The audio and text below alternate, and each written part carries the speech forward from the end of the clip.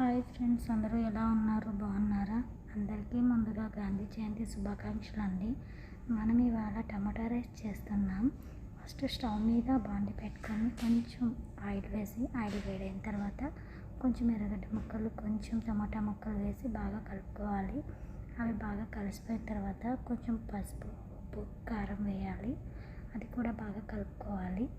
కలుపుకున్న తర్వాత కొంచెం రెడ్ కలర్ వస్తుంది కదా, ఆ తర్వాత కొంచెం టమాటా యాడ్ చేసుకోవాలి.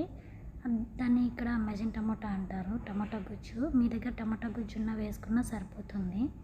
బాగా కలుపుకోవాలండి. మొత్తం మిక్స్ అయ్యేంతవరకు కలుపుకోవాలి.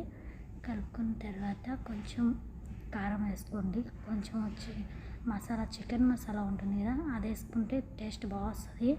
వేసి బాగా కలుపుకోండి. మళ్ళీ ఇంకోసారి మాకు కొంచెం కారం ఎక్కువ తింటారు మా ఇంట్లో, అందుకే కొంచెం కారం మళ్ళీ వేస్తాను.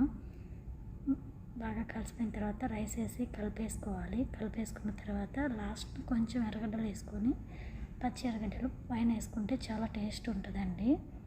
ఇలా చేసుకుంటే టమాటా రైస్ రాత్రి మిగిలిపోయిన అన్నం కానీ, పొద్దున్నే వండిన అన్నం రాత్రికి తినడానికి కానీ చాలా బాగుంటుంది టేస్ట్.